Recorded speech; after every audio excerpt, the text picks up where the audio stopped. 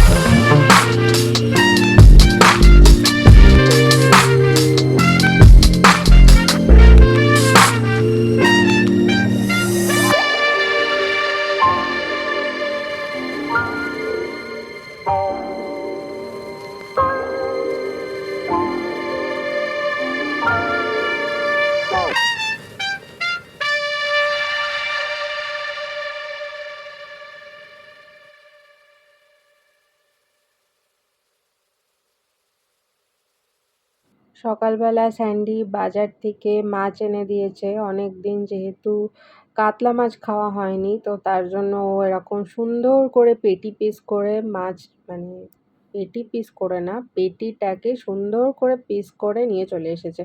না, না, ও পিস করেনি। অ্যাকচুয়ালি যিনি মাছ বিক্রি করছিলেন তাকে বলেছেন, "আমার এরকম লম্বা ধরনের পেটি মানে মাছ খেতে খুব বেশি ভালো লাগে। একটা আছে স্কোয়ার, ওই স্কোয়ারের থেকে আমার এই লম্বাটা খেতে বেশি ভালো লাগে, দেখে একটু লোভ লাগে।" অ্যাকচুয়ালি দেখে লোভ লাগবে তারপরেই না সেই জিনিসটা খেতে চাইবো। দেখেই যদি ভালো না লাগে তাহলে আর খাবো কী করে? তো যাই হোক, এগুলো আগে ভালো করে ধুয়ে টুয়ে নিই, তারপরে ওদিকে একদম রান্নাবান্না ফুল দমে স্টার্ট করে দেবো। ভাত তো বসিয়েই দিয়েছি, ওলটাও ওদিকে বসিয়ে দিয়েছি। এইটা করতে করতে ওদিকে দুটো আশা করছি হয়ে যাবে।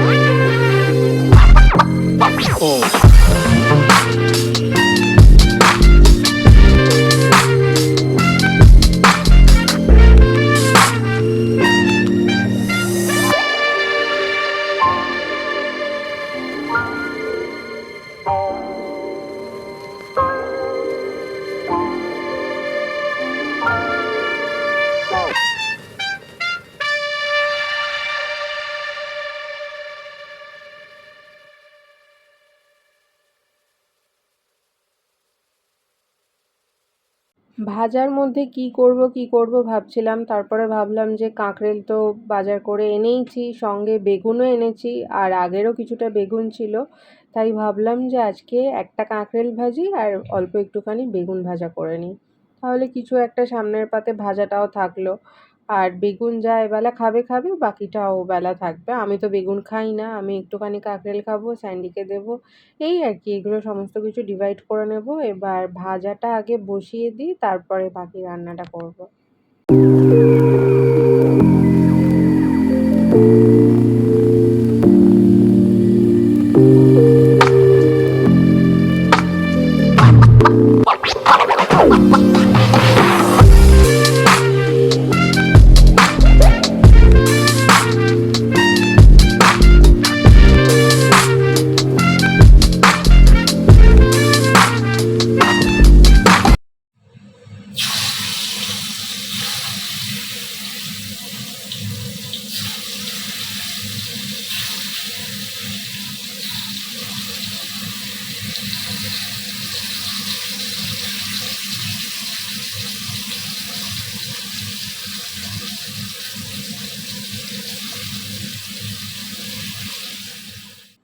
ভাজাগুলো হতে হতে এদিকে ওলের জন্য একটা আলু কেটে নিই।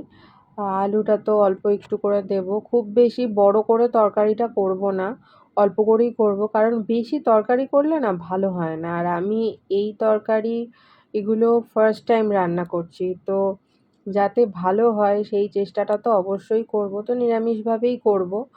তার জন্য ছোট্ট একটা আলু দেবো, যাতে ছোট্ট একটা মানে ১ বাটি তরকারি হয়, সবাই মিলে দুবেলা ধরে খাবো, হয়ে যাবে। রাত্রেবেলা তো রুটি দিয়ে খাবো, আর সেরকম কিছু না। আর দুপুরবেলা এত কিছু হচ্ছে, সঙ্গে ১ চামচ করে নিলেই হয়ে যাবে।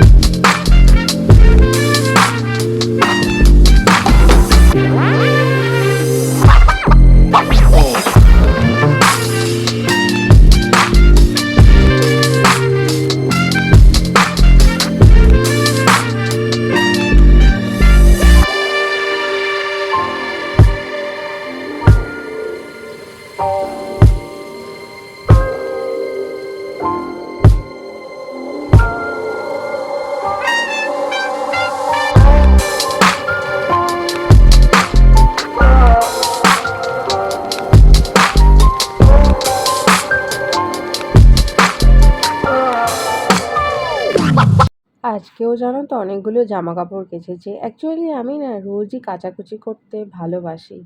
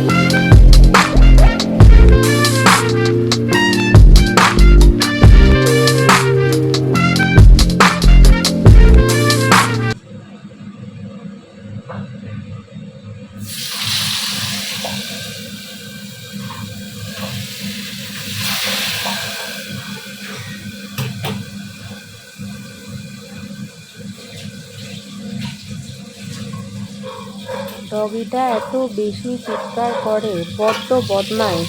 ওই জন্য আমি রান্না করতে করতে কোনো কথা বলি না। মানে তোমাদের সঙ্গে তখন যে কথা বলতে বলতে গল্প করতে করতে যে রান্নাটা করব, সেটা একদমই সম্ভব না। তার কারণ তোমরা আমার কথা শুনবে, না ডগির চিৎকার শুনবে, নাকি আবার রান্না ফোড়ন দিচ্ছি ভাজছি সেই আওয়াজ শুনবে, নাকি কুচিনার আওয়াজ শুনবে? তো কোনটা শুনবে? তবেতেই তোমাদের মাথা খারাপ হয়ে যাবে। তার জন্য বাবা, যাতে তোমরা ভালো করে শুনতে পাও সেই ব্যবস্থাটাই করা ভালো। মাছটা তো আলু দিয়ে করব না, জাস্ট এমনিই করব। তো ফোড়নটা আগে দিয়ে দিলাম, এরপর মশলাটা দিয়ে কষিয়ে তারপরে একটু এপিট ওপিট করে মাছটা দিয়ে নামিয়ে নেব। বেশিক্ষণ লাগবে না মাছটা করতে। আলু দেবো না, তার কারণ হচ্ছে ওল ভাতে দিয়েছি, এদিকে ভাজা করেছি। তো এত কিছু আছে বলে না, তার জন্য আর ইয়ে করবো না, আলু দেবো না। ডাল হবে, তো তার জন্য ভাবলাম যে না থাক, বেকার বেড়ে গেলে তরকারিটা সেই নষ্ট হবে, ফেলা যাবে, তার থেকে এমনিই করি।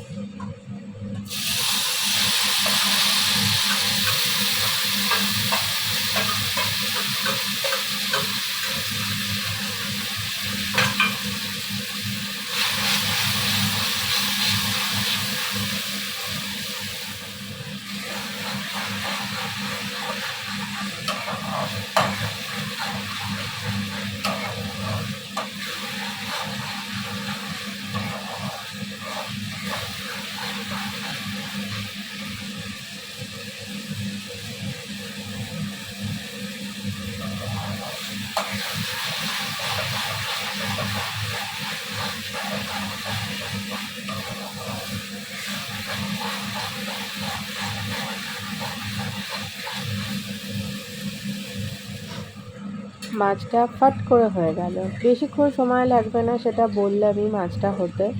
তো ঝোলটা আর একটুখানি জাস্ট ফুটিয়ে নেব, মানে এতটা ঝোলের দরকার নেই, তাহলেই হয়ে যাবে, ব্যাস। আর এবারে ডালটা ফোড়ন দিয়ে নেব, তাহলেই আমার রান্না পুরো কমপ্লিট হয়ে যাবে। একটু তাড়াতাড়ি কিচেনে আজকে এসেছি, তার কারণ হচ্ছে স্যান্ডি সকালবেলা আমার হাতে হাতে অনেকটা কাজ করে দিয়ে বেরিয়ে গেছে। আমার হাতে হাতে নয়, ও একাই করেছে। আমি তখনও ঘুম থেকে উঠে বিছানা ছাড়তে পারিনি, তো ততক্ষণে ওর অনেকগুলো কাজ হয়ে গেছে। তো ওগুলো ও এগিয়ে দিয়ে যেহেতু দোকান চলে গেছে না, তাই আর আমাকে ওই দিকটা দেখতে হয়নি, আমি একদম কিচেনে চলে এসেছি।